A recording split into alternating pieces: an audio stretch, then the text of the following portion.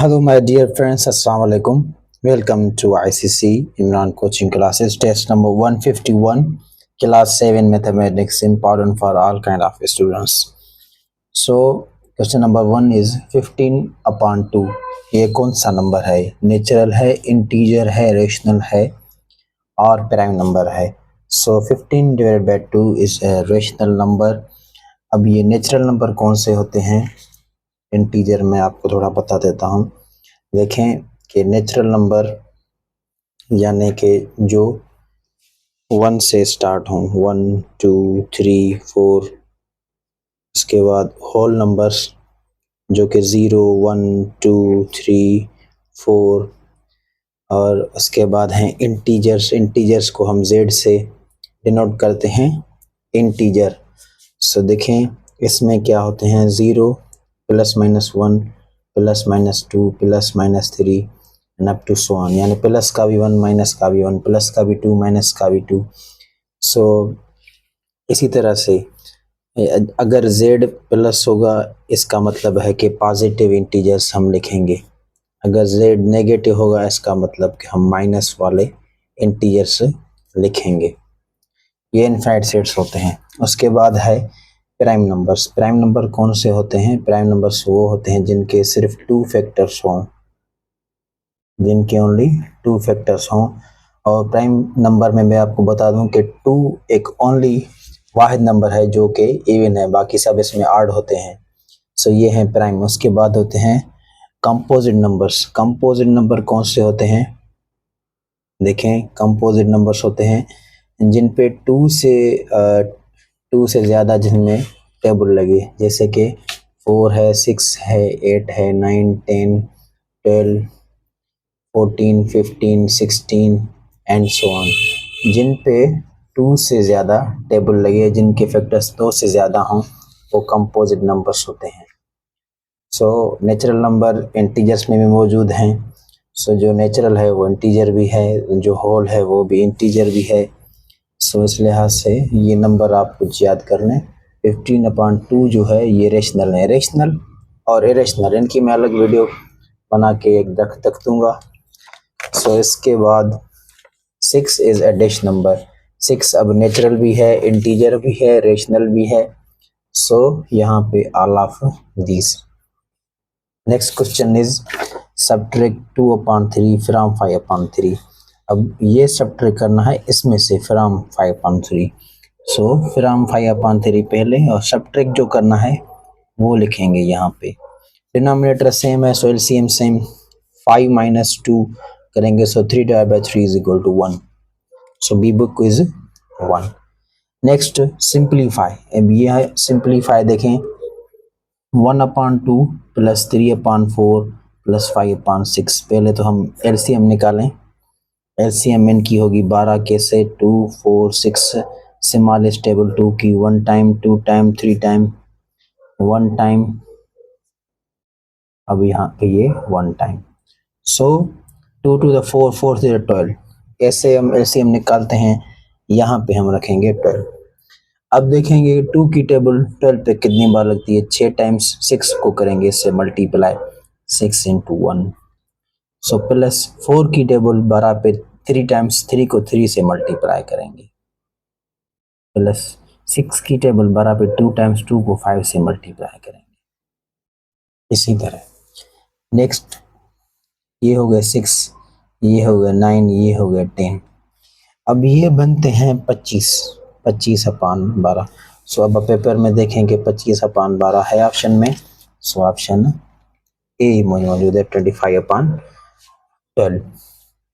Additive inverse of 0 same 0.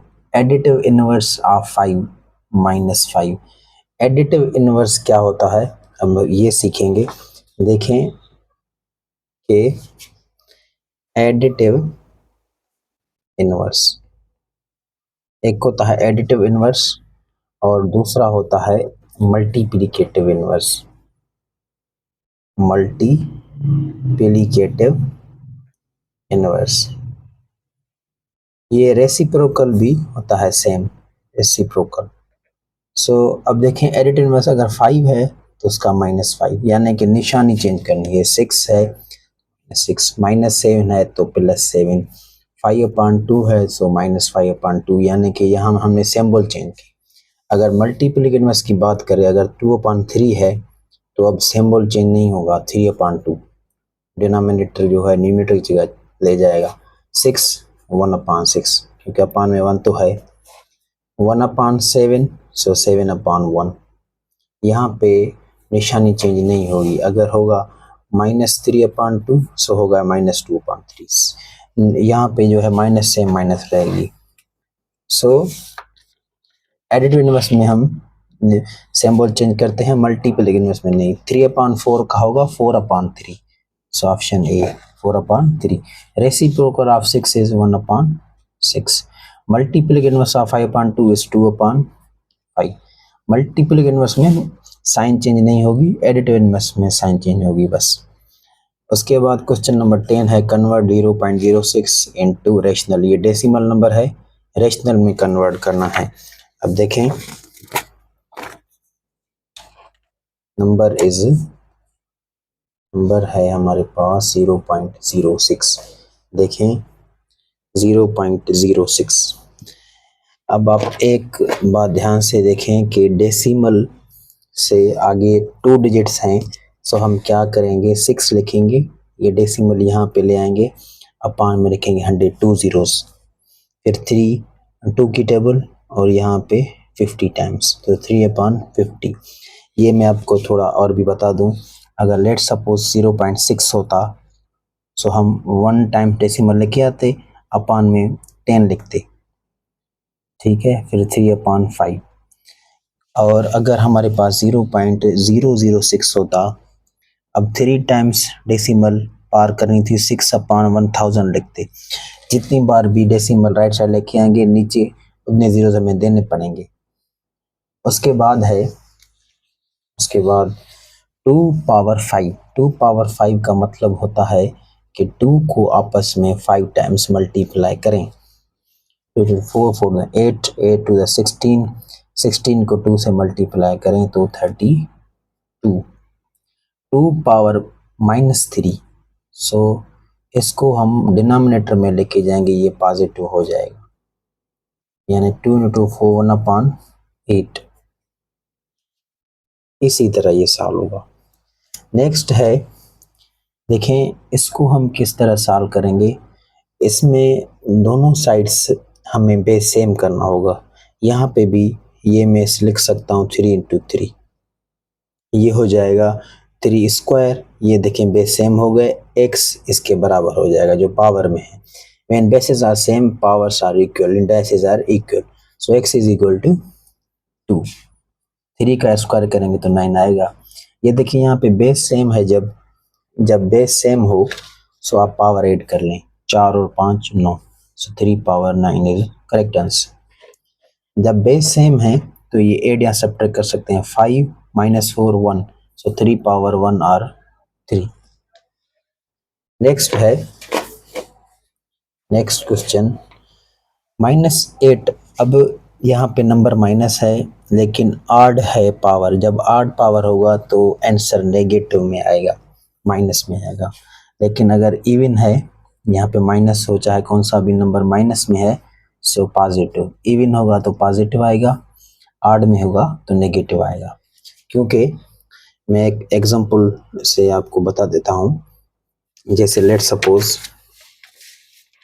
अगर -2/3 है, सो हम ऐसे लिखते हैं -2 × -2, minus into minus plus, plus into minus minus, so ये अब हो जाएगा 2 × 2 4, 4 × 8। अगर यहीं पे पावर 4 होता यानी कि इवन होता तो पॉजिटिव में आंसर इस तरह आएगा कि 4 टाइम्स लिखेंगे, फिर minus into minus plus, plus into minus minus, minus into minus plus, 2 × 2 4, 4 × 8 8 60। सो इसी तरह नेक्स्ट वन, इसके बाद है